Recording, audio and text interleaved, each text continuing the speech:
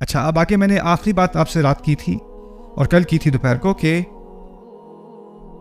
اب ان تمام باتوں کا جو اللہ تعالیٰ نے ان 3 آیات میں کہی ہیں، الحمدللہ رب العالمین الرحمن الرحیم مالک یوم الدین، اب اس کا ایک نتیجہ نکلنا چاہیے. اور قرآن اس پہلی صورت میں نہ صرف اللہ تعالیٰ اپنا تعارف کرا رہا ہے، ان 3 آیات میں تو اللہ تعالیٰ نے اپنا تعارف کرا دیا، لیکن اس پورے قرآن کا جو مقصد ہے نا، اس سے بھی ہمارا تعارف ہو رہا ہے. قرآن کی ہر صورت میں بہت زیادہ ہدایات ہیں، لیکن فاتحہ میں پورے قرآن کی ہدایات کا خلاصہ ہے. اور اس خلاصے میں سے ایک اہم بات یہ ہے کہ انسان کو خود فیصلہ کرنا ہے کہ وہ اللہ تعالیٰ کا بندہ بنے، یعنی شعوری طور پہ، اور خود مختار ہو کے خود یہ فیصلہ کرے. اس پہ یہ فیصلہ کسی کی طرف سے مسلط نہیں کیا جا سکتا. لا اکراہ فی الدین، دین کے معاملے میں آپ کسی پہ زبردستی نہیں کر سکتے، جبر نہیں کر سکتے، فورس نہیں کر سکتے.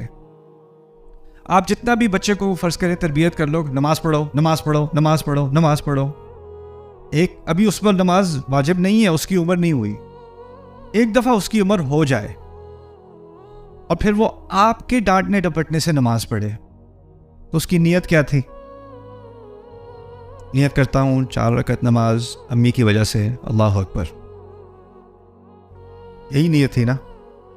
ہمارے دین نے کیا سکھایا ہے؟ اعمال کی بنیاد، اعمال کا دار و مدار کس چیز پر ہے؟ اگر آپ کسی کو فورس کر رہے ہو تو اس کی نیت اللہ کی تھوڑی رہی، نیت تو آپ تھے نا، نیت تو کسی کا پریشر تھا.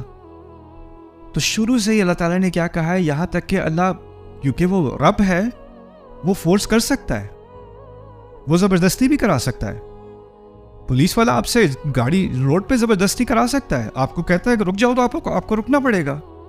آپ کو اشارہ کرے گا رکو گاڑی، آپ کو روکنی پڑے گی. سلو کرنے کو کہے گا سلو کرنی پڑے گی.